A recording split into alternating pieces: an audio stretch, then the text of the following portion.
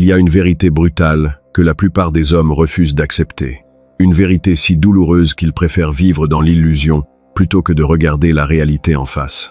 Cette vérité, c'est que dans l'esprit d'une femme, il n'y a que deux catégories d'hommes. Il y a l'homme qu'elle désire ardemment, celui pour qui elle briserait toutes ses propres règles, celui pour qui elle annulerait ses plans à la dernière minute. Et puis, il y a l'autre, l'homme de sécurité, le plan B, l'option de secours, le filet de sécurité émotionnelle et financier qu'elle garde sous la main au cas où le premier la rejetterait. Si tu regardes cette vidéo, c'est probablement parce qu'une petite voix dans ta tête te dit que quelque chose ne tourne pas rond dans ta relation actuelle. Tu investis du temps, de l'énergie, de l'argent, et pourtant, tu as l'impression constante de ramer à contre-courant. Tu as l'impression de devoir toujours prouver ta valeur, de devoir toujours faire le premier pas, de devoir toujours te contenter des miettes de son attention. Aujourd'hui, nous allons faire taire cette petite voix et regarder les faits avec la froideur clinique de Machiavel. Je vais te révéler les 8 signes absolus, indéniables et psychologiquement prouvés qui démontrent que tu n'es pas son premier choix, que tu es simplement son option de secours. Mais avant de plonger dans cette analyse chirurgicale de la psychologie féminine, si tu veux vraiment comprendre les dynamiques de pouvoir cachées dans les relations et arrêter d'être la victime des jeux émotionnels, laisse un like sur cette vidéo, abonne-toi à la chaîne et active la cloche de notification. C'est le seul moyen de t'assurer que tu ne manqueras pas les prochaines leçons de survie dans le monde impitoyable des relations modernes. Commençons par comprendre la psychologie évolutive derrière le concept de l'option de secours. Depuis la nuit des temps, la stratégie de reproduction féminine est basée sur la minimisation des risques. Contrairement aux hommes qui sont biologiquement programmés pour disperser leurs gènes le plus largement possible, les femmes sont programmées pour sélectionner le meilleur partenaire possible pour assurer la survie de leur progéniture. Mais chercher le mâle alpha, l'homme au sommet de la hiérarchie, comporte un risque majeur. Cet homme a beaucoup d'options et il est très volatile. Il peut la quitter à tout moment. Pour pallier ce risque, la psychologie féminine a développé un mécanisme de défense redoutable, la stratégie du double partenaire. D'un côté, elle cherche l'homme qui lui procure des émotions intenses, de l'excitation, de l'attraction pure. De l'autre, elle garde en orbite un ou plusieurs hommes sûrs, des hommes fiables, prévisibles, gentils, qui seront là pour ramasser les morceaux si le premier la fait souffrir. Le problème, c'est que les femmes ne te diront jamais ouvertement que tu es le plan B. Elles te garderont dans un état d'ambiguïté constante, te donnant juste assez d'espoir pour que tu restes, mais jamais assez de certitude pour que tu te sentes en sécurité. Voici les 8 signes qui prouvent que tu es tombé dans ce piège mortel. Signe numéro 1. L'asymétrie de l'initiative et de l'investissement. C'est le signe le plus évident, mais aussi celui que les hommes ont le plus de mal à accepter. Quand une femme te considère comme son premier choix, quand elle est véritablement attirée par toi, elle facilite les choses. Elle enlève les obstacles de ton chemin. Elle trouve des excuses pour te parler. Elle t'envoie des messages pour des raisons futiles. Elle s'assure que tu sais qu'elle est disponible. Si tu es son option de secours, la dynamique est totalement inversée. C'est toujours toi qui initise le contact. C'est toujours toi qui propose des rendez-vous. C'est toujours toi qui relance la conversation quand elle meurt. Et quand elle te répond, observe attentivement la qualité de ses réponses. L'homme qui est le premier choix reçoit des paragraphes, des questions en retour, des emojis, de l'enthousiasme. L'option de secours reçoit des réponses monosyllabiques. Haha, oui, cool, on verra. Elle te répond parce qu'elle veut te garder sur le banc de touche, pas parce qu'elle a envie de te parler. Elle te donne le strict minimum syndical pour maintenir le fil de la connexion sans avoir à s'investir émotionnellement. Si tu arrêtes de lui écrire aujourd'hui, combien de temps s'écoulera-t-il avant qu'elle ne prenne de tes nouvelles? 3 jours? 1 semaine? 1 mois? Jamais? Fais le test. Le silence est le révélateur ultime de ta véritable place dans sa vie. Si ton absence ne crée aucun vide chez elle, c'est que ta présence n'avait aucune valeur. Signe numéro 2, le syndrome de l'agenda conditionnel. Comment gère-t-elle son temps avec toi? C'est une question cruciale. Quand une femme veut voir l'homme qui la fascine, elle déplace des montagnes. Elle annule ses cours de yoga, elle reporte ses sorties avec ses amis, elle trouve du temps même quand elle n'en a pas. Mais quand tu es l'option de secours, tu es soumis au syndrome de l'agenda conditionnel. Elle ne te donne jamais de réponse claire et définitive quand tu lui proposes de vous voir. Tu lui dis « On se voit vendredi soir ?» Elle te répond « Je te redis ça, je dois voir si je n'ai pas déjà un truc de prévu avec les filles. » Ou peut-être « Ça dépendra de mon heure de fin de travail. » Traduction machiavélique. Je garde ma soirée de vendredi libre au cas où l'homme qui m'intéresse vraiment me proposerait quelque chose. S'il ne le fait pas, et si je m'ennuie vraiment, alors j'accepterai de te voir pour ne pas passer la soirée seule. Tu n'es pas une priorité, tu es un bouche-trou. Tu es la roue de secours qu'on utilise quand le pneu principal crève. Pire encore, elle a tendance à annuler à la dernière minute avec des excuses vagues. Je suis trop fatigué. J'ai mal à la tête. J'ai un imprévu familial. Et le détail qui tue, quand elle annule, elle ne propose jamais de date alternative. Elle te laisse dans le flou. Un homme qui se respecte ne tolère jamais d'être traité comme une option d'agenda. Si elle ne peut pas te donner un oui enthousiaste, considère que c'est un non définitif et retire ton attention. Signe numéro 3. La compartimentation stricte de sa vie. C'est un signe très subtil mais extrêmement révélateur. Quand une femme est fière de l'homme avec qui elle est, quand elle le considère comme un partenaire de haute valeur, elle veut l'exhiber. Elle veut le présenter à ses amis, à sa famille. Elle veut l'intégrer dans son cercle social. C'est une façon pour elle de marquer son territoire et de montrer au monde qu'elle a gagné un homme de qualité. Si tu es l'option de secours, tu remarqueras qu'elle compartimente strictement sa vie. Elle te garde dans une boîte isolée. Vous vous voyez toujours en tête, souvent chez toi ou chez elle, ou dans des endroits discrets. Elle ne te présente jamais à ses amis proches. Si vous croisez par hasard des gens qu'elle connaît dans la rue, elle te présente de manière vague, souvent juste par ton prénom, sans préciser la nature de votre relation, ou pire, en te présentant comme un ami. Sur les réseaux sociaux, c'est le silence radio absolu. Elle ne poste jamais de photos avec toi. Elle ne t'identifie jamais dans ses stories. Si tu la tagues sur une photo, elle s'arrange pour que ça n'apparaisse pas sur son profil. Pourquoi fait-elle ça? Pour 2 raisons. Premièrement, elle ne veut pas que l'homme qu'elle désire vraiment, ou les hommes potentiels futurs, pensent qu'elle est en couple. Elle doit maintenir l'illusion de sa disponibilité sur le marché. Deuxièmement, elle n'est pas assez fière de toi pour associer son image publique à la tienne. Tu es un secret honteux, une commodité cachée, pas un trophée. Signe numéro 4. Elle te contacte uniquement quand elle est en crise. C'est le rôle classique du tampon émotionnel. Observe les moments où elle est la plus affectueuse, la plus bavarde, la plus présente avec toi. Est-ce quand tout va bien dans sa vie? Ou est-ce quand elle vient de se disputer avec ses amis, quand elle a des problèmes au travail, ou pire, quand elle vient de se faire rejeter par un autre homme? L'option de secours est souvent utilisée comme une station-service émotionnelle. Quand son ego est à plat, quand elle se sent moche, triste ou rejetée, elle vient vers toi parce qu'elle sait que tu vas la rassurer. Elle sait que tu vas lui dire à quel point elle est merveilleuse, intelligente et belle. Tu lui fournis la validation gratuite dont elle a besoin pour regonfler son ego. Et une fois que son réservoir d'ego est plein, une fois qu'elle se sent à nouveau forte et désirable, elle disparaît. Elle retourne chasser les hommes qui l'ignorent, forte de la confiance que tu viens de lui redonner. Tu n'es pas son amant, tu es son thérapeute gratuit. Tu es la béquille émotionnelle sur laquelle elle s'appuie quand elle boite, et qu'elle range dans le placard dès qu'elle peut courir à nouveau. Prenons l'histoire de Marc et Julie. Marc était fou amoureux de Julie depuis des mois.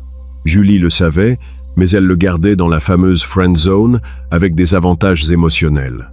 Un soir, à 23h, Julie appelle Marc en pleurs. Le mec qu'elle fréquentait venait de la larguer brutalement. Marc, en bon chevalier blanc, a couru chez elle. Il a passé la nuit à la consoler, à écouter ses plaintes, à lui caresser les cheveux en lui disant qu'elle méritait mieux. Il pensait sincèrement que c'était son moment. Il pensait qu'elle allait enfin réaliser qu'il était l'homme parfait pour elle. Le lendemain matin, elle l'a remercié chaleureusement, lui a dit qu'il était le meilleur ami du monde et l'a mis à la porte. 3 jours plus tard, elle postait une story dans un bar avec un nouveau mec, le parfait sosie du bad boy qui venait de la larguer. Marc n'était pas une option romantique. Il était un pansement, et on ne tombe pas amoureux d'un pansement. On l'utilise quand on saigne, et on le jette quand la plaie est fermée. Signe numéro 5. L'absence totale de jalousie ou de possessivité. C'est un principe fondamental de la nature humaine. Nous protégeons ce qui a de la valeur à nos yeux. Nous sommes territoriaux avec ce que nous considérons comme notre propriété. Quand une femme est amoureuse ou fortement attirée par un homme, elle ressent inévitablement une forme de jalousie ou de possessivité. Elle va observer les autres femmes qui gravitent autour de lui. Elle va poser des questions subtiles sur ses collègues féminines. Elle va marquer son territoire par des gestes physiques quand d'autres femmes sont présentes. Si tu es l'option de secours, elle s'en fiche royalement de ce que tu fais avec d'autres femmes. Tu peux lui parler d'une collègue très attirante qui t'a invité à déjeuner. Elle te répondra « Ah, c'est super pour toi. Amuse-toi bien », avec un sourire sincère. Beaucoup d'hommes naïfs interprètent cela comme de la maturité ou de la confiance en soi. « Waouh, elle est tellement cool, elle n'est pas jalouse du tout, c'est la femme parfaite. » Faux. Elle n'est pas jalouse parce qu'elle n'a pas peur de te perdre. Et elle n'a pas peur de te perdre parce que ta perte ne représenterait aucun dommage significatif dans sa vie. L'indifférence est le contraire de l'amour. Si elle ne ressent aucune microtension quand tu mentionnes d'autres femmes, c'est que tu n'es pas sur son radar romantique principal. Tu es un meuble confortable dans son salon. On ne s'inquiète pas de savoir si le canapé va partir avec une autre propriétaire. Signe numéro 6. La dynamique financière et matérielle asymétrique. L'argent et les ressources sont d'excellents indicateurs de la dynamique de pouvoir dans une relation. Quand une femme respecte un homme et le considère comme son égal, ou son supérieur dans le sens de la valeur perçue, elle fait des efforts. Elle propose de partager l'addition de temps en temps, elle lui fait des petits cadeaux attentionnés, elle cuisine pour lui. Elle veut lui montrer qu'elle a de la valeur à apporter à la relation au-delà de sa simple présence physique. Quand tu es l'option de secours, tu deviens souvent le sponsor officiel de son style de vie. C'est toi qui paies tous les restaurants, tous les verres, toutes les sorties. Elle accepte tes cadeaux et tes invitations comme un dû, sans jamais rien offrir en retour. Elle te contacte bizarrement quand elle a besoin d'un service. Un déménagement, une réparation sur sa voiture, un prêt d'argent, ou quelqu'un pour lui payer un bon dîner quand son frigo est vide. Elle monétise ton attention. Elle sait que tu es prêt à payer pour passer du temps avec elle, alors elle en profite. Tu n'es pas un partenaire, tu es un distributeur automatique de billets et de services couplé à un ego boost. Et le plus triste dans cette dynamique, c'est que l'homme qu'elle désire vraiment, le bad boy, ou l'homme de haute valeur qui l'ignore à moitié. C'est souvent elle qui lui paie des verres ou qui se déplace chez lui à 2 du matin en payant son propre Uber. Elle investit ses ressources sur l'homme qu'elle veut conquérir. Elle draine les ressources de l'homme qu'elle garde en réserve. Signe numéro 7, le refus de définir la relation et l'utilisation du langage d'esquive. Si vous vous fréquentez depuis plusieurs mois, que vous avez une intimité physique, mais qu'elle refuse catégoriquement de mettre un mot sur ce que vous êtes, tu es en zone de danger. L'homme qui est le premier choix n'a généralement pas besoin de demander où on en est. C'est la femme qui, poussée par son besoin de sécurité et sa peur de le perdre au profit d'une autre, va initier la conversation sur l'exclusivité. Elle va chercher à verrouiller l'engagement.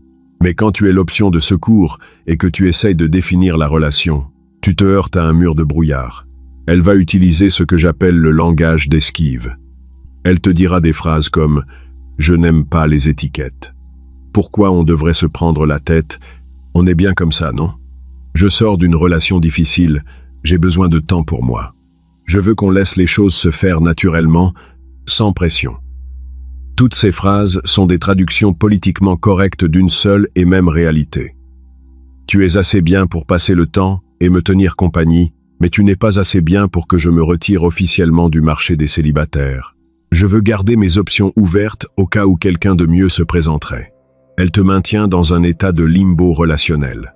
Tu as les responsabilités et les devoirs d'un petit ami fidélité, soutien émotionnel, investissement financier, mais tu n'en as ni le titre, ni la sécurité, ni les privilèges exclusifs. C'est l'arnaque du siècle, et tu as signé le contrat sans le lire. Signe numéro 8, l'intuition viscérale que quelque chose cloche.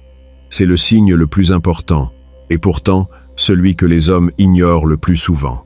Ton cerveau reptilien, ton instinct de survie, est une machine extraordinairement puissante pour détecter les incohérences et les dangers. Quand tu es avec une femme qui te considère comme son premier choix, tu ressens une forme de paix intérieure. Tu te sens en sécurité. Tu n'as pas besoin de suranalyser chacun de ses messages. Tu n'as pas une boule au ventre quand elle met 3 heures à répondre. Tu sais qu'elle est là. Mais quand tu es l'option de secours, Tu vis dans un état d'anxiété chronique de bas niveau. Tu as toujours l'impression de marcher sur des œufs. Tu as peur de dire le mot de trop qui la fera fuir. Tu suranalyses ses silences. Tu te sens obligé de performer en permanence pour maintenir son intérêt. Tu as cette sensation désagréable, au fond de tes tripes, que si tu arrêtais de faire des efforts pendant une semaine, elle disparaîtrait de ta vie comme un fantôme.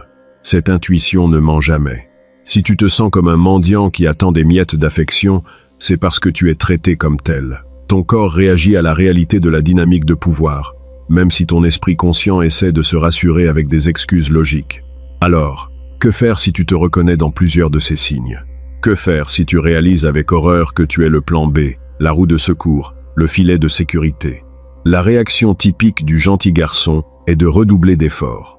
Il se dit, si je suis encore plus gentil, si je lui achète un plus beau cadeau, si je suis encore plus présent, elle finira par voir ma valeur et me choisira. C'est la pire stratégie possible. C'est comme essayer d'éteindre un incendie avec de l'essence. Plus tu en fais, plus tu confirmes ton statut d'homme de basse valeur, désespéré et acquis. Tu creuses ta propre tombe relationnelle. La seule réponse machiavélique, la seule réponse qui te permettra de récupérer ta dignité et ton pouvoir, c'est le retrait total, froid et inexpliqué. Tu dois retirer instantanément tout ce qui faisait de toi une bonne option de secours. Ton attention, ton temps, ta validation émotionnelle, tes ressources financières. Tu ne fais pas de grandes déclarations dramatiques. Tu ne lui envoies pas un long message pour lui expliquer à quel point elle t'a blessé. Les explications sont pour les faibles qui cherchent encore à être compris. Tu disparais, tout simplement. Tu arrêtes d'initier le contact. Tu mets 24 heures à répondre à ses messages, et tu réponds de manière froide et factuelle. Tu n'es plus disponible pour la voir. Tu ne likes plus ses photos. Tu deviens un mur de glace. C'est ce qu'on appelle la démonstration de valeur par le vide. En lui retirant ton filet de sécurité, tu vas provoquer un choc dans son système. Elle va soudainement réaliser que le meuble confortable sur lequel elle s'asseyait vient de disparaître. Deux choses peuvent alors se produire. Soit elle s'en fiche complètement et ne te relance pas. Dans ce cas, félicitations, tu viens de te débarrasser d'un parasite qui drainait ton énergie. Tu as gagné du temps et de la dignité. Soit son ego ne supporte pas de perdre un adorateur, et elle va commencer à te poursuivre. Elle va t'envoyer des messages, te demander ce qui ne va pas, te proposer de vous voir. Elle va essayer de te ramener dans son orbite. C'est là que tu dois être le plus fort. Ne cède pas à la première miette d'attention qu'elle te jette. Maintiens le cadre. Si elle veut te voir, c'est à tes conditions, sur ton terrain et selon ton emploi du temps. Tu dois lui faire comprendre de manière viscérale que tu n'es le plan B de personne. Que tu es le prix à gagner et que si elle ne te traite pas comme tel, tu es parfaitement capable et heureux de continuer ta route sans elle. C'est la leçon fondamentale de Machiavel. Le pouvoir ne se demande pas, il se prend. Et dans les relations humaines, celui qui a le plus de pouvoir est toujours celui qui a le moins besoin de l'autre. Arrête d'être le figurant dans le film de sa vie. Deviens le réalisateur de la tienne. Si tu as reconnu ta situation dans cette vidéo, il est temps de prendre une décision radicale. Il est temps de tuer le gentil garçon suppliant qui est en toi. Merci d'avoir suivi cette analyse jusqu'au bout. N'oublie pas de liker, de t'abonner et de partager cette vidéo avec cet ami qui a besoin d'entendre cette vérité brutale. Et si tu es prêt à arrêter de subir les relations et à apprendre les stratégies avancées pour devenir l'homme que les femmes choisissent en premier, le lien vers le code de l'obsession est dans le commentaire épinglé. Ne sois plus jamais une option. Deviens l'obsession. On se retrouve de l'autre côté. Mais nous devons aller encore plus loin dans cette analyse. Pour vraiment comprendre pourquoi tu te retrouves dans cette position d'option de secours, il faut examiner les mécanismes psychologiques qui t'y ont conduit. Ce n'est pas seulement de sa faute, c'est aussi, et surtout, de la tienne. Pourquoi acceptes-tu d'être traité comme un plan B? La réponse réside souvent dans ce qu'on appelle le syndrome du sauveur ou le complexe du chevalier blanc. Beaucoup d'hommes ont été conditionnés par la société, par les films romantiques, par la culture populaire, à croire que l'amour est une récompense qui s'obtient par le sacrifice et la dévotion. Tu penses que si tu es toujours là pour elle, si tu l'écoutes se plaindre de ses ex toxiques, si tu l'aides à déménager, si tu lui prêtes de l'argent quand elle est dans le rouge, elle finira par avoir une illumination. Tu imagines ce moment magique où elle te regardera dans les yeux et dira « Mais c'était toi depuis le début. Comment ai-je pu être aussi aveugle? C'est un fantasme destructeur. Dans la vraie vie, l'attraction ne se négocie pas. Elle ne s'achète pas avec de la gentillesse. L'attraction est une réponse biologique viscérale à des indicateurs de valeur et de force. Quand tu agis comme son sauveur, tu ne déclenches pas l'attraction sexuelle. Tu déclenches un sentiment de confort et de gratitude. Tu deviens une figure maternelle ou fraternelle. Et les femmes ne couchent pas avec leurs frères ou leur mère. Elles couchent avec des hommes qui les défient, qui les intimident légèrement, qui représentent un mystère à résoudre. Prenons un autre exemple concret, l'histoire de Thomas et Sarah. Thomas et Sarah se connaissent depuis 2 ans. Ils s'entendent à merveille. Ils ont les mêmes goûts musicaux. Ils rient aux mêmes blagues. Thomas est secrètement amoureux de Sarah depuis le premier jour. Sarah le sait pertinemment, même si Thomas n'a jamais eu le courage de faire une déclaration explicite. Les femmes ont un radar infaillible pour détecter l'intérêt d'un homme. Sarah utilise Thomas comme son faux petit ami. Quand elle s'ennuie le dimanche après-midi, elle l'appelle pour aller se promener. Quand elle a besoin d'un +1 pour un mariage ennuyeux où elle ne veut pas aller seule, elle invite Thomas. Thomas accepte toujours, ravi d'avoir l'opportunité de passer du temps avec elle, espérant que cette fois-ci sera la bonne. Mais que se passe-t-il quand Sarah rencontre un homme qui l'attire vraiment? Un homme mystérieux, un peu distant, qui ne répond pas immédiatement à ses messages. Soudainement, Thomas disparaît de son radar. Elle annule leur promenade du dimanche. Elle met des heures à répondre à ses messages. Et quand Thomas, inquiet, lui demande si tout va bien, elle répond « Oui, je suis juste super occupé en ce moment. » Puis, 3 semaines plus tard, le nouvel homme la déçoit. Il annule un rendez-vous où il se montre distant. Sarah se sent rejetée. Son ego est blessé. Que fait-elle? Elle envoie un message à Thomas. « Coucou toi, tu me manques, on se voit ce soir ?» Et Thomas, comme un chien fidèle qui attendait derrière la porte, accourt en remuant la queue. Il est tellement soulagé qu'elle lui reparle qu'il ne pose aucune question. Il accepte les miettes. C'est la définition même de l'option de secours. Thomas est la valeur refuge. Il est l'action en bourse qui ne rapporte rien mais qui ne s'effondre jamais. L'autre homme est le Bitcoin. Volatile, dangereux, mais excitant. Pour sortir de ce schéma, tu dois comprendre le concept de polarité. La polarité est la tension qui existe entre l'énergie masculine et l'énergie féminine. Pour qu'il y ait une forte attraction, il faut une forte polarité. L'énergie masculine est caractérisée par la direction, le but, la logique, la stabilité et la capacité à imposer des limites. L'énergie féminine est caractérisée par l'émotion, le flux, la réceptivité et le test des limites. Quand tu es l'option de secours, tu as perdu ta polarité masculine. Tu es devenu réceptif à ses caprices. Tu n'as plus de direction propre. Ta seule direction est de la suivre. Tu n'imposes aucune limite. Tu acceptes tous ses comportements irrespectueux. Annulation de dernière minute, silence radio, utilisation comme tampon émotionnel, en perdant ta polarité masculine. Tu tues toute possibilité d'attraction. Tu deviens neutre. Tu deviens inoffensif.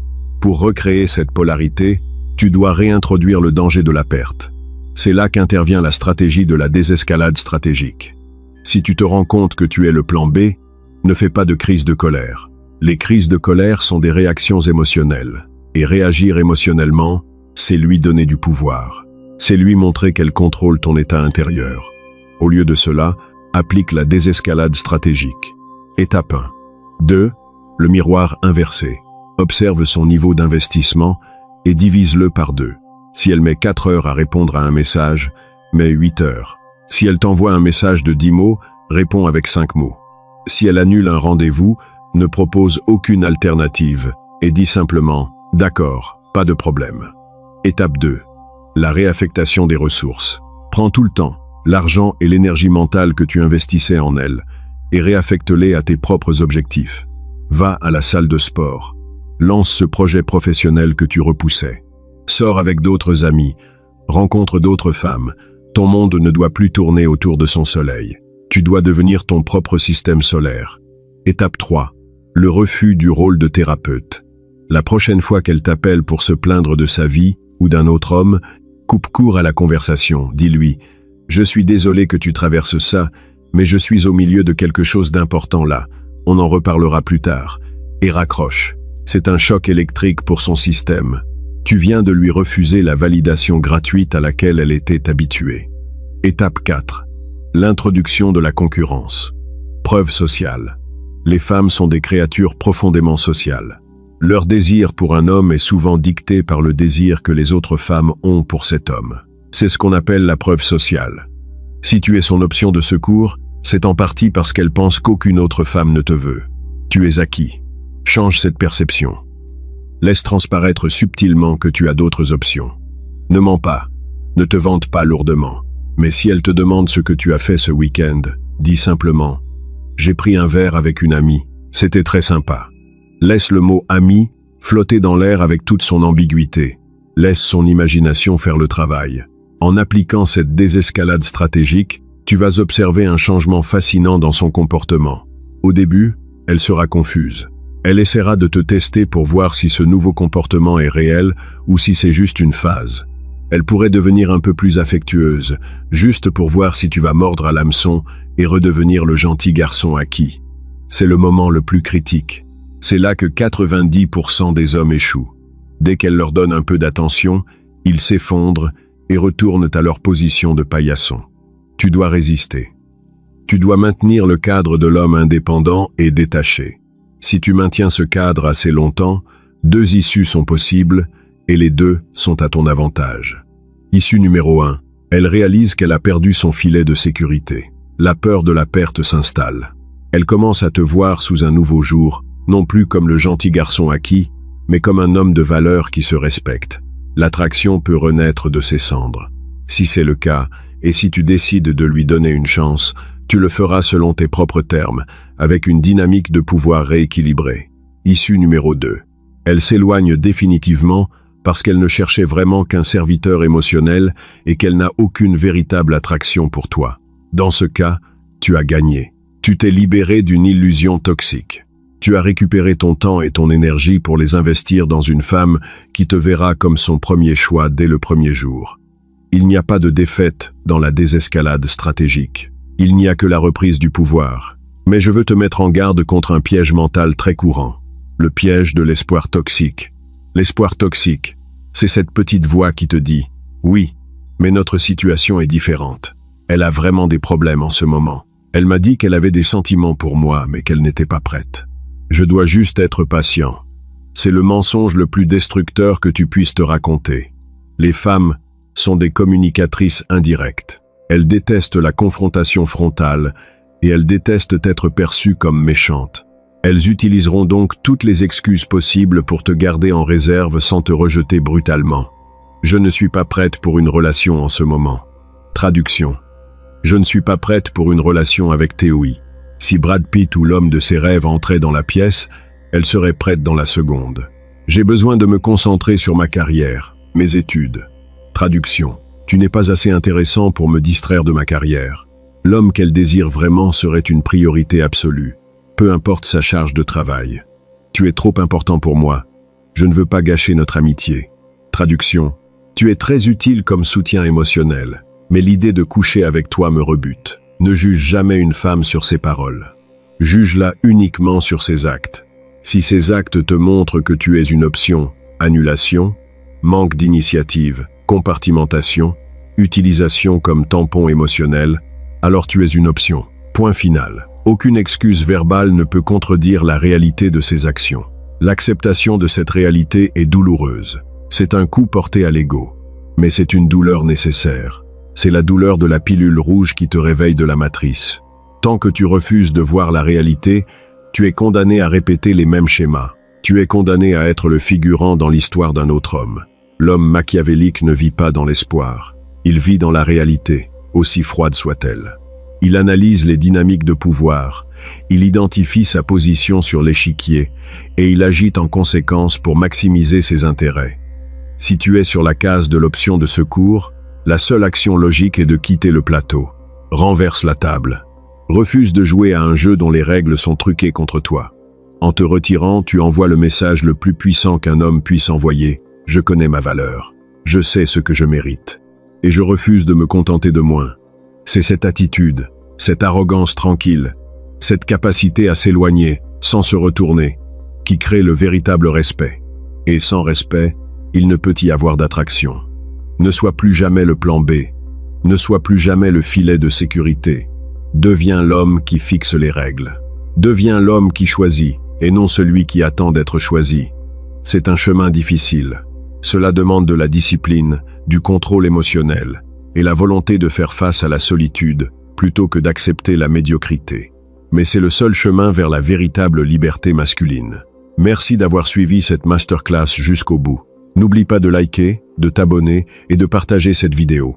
Et si tu es prêt à tuer le gentil garçon qui est en toi, si tu veux découvrir le protocole exact pour développer les traits de la triade sombre de manière saine et devenir le monstre contrôlé que les femmes désirent secrètement, le lien vers le codé de l'obsession est dans le commentaire épinglé. Ne subis plus les règles du jeu. Réécris-les. On se retrouve de l'autre côté.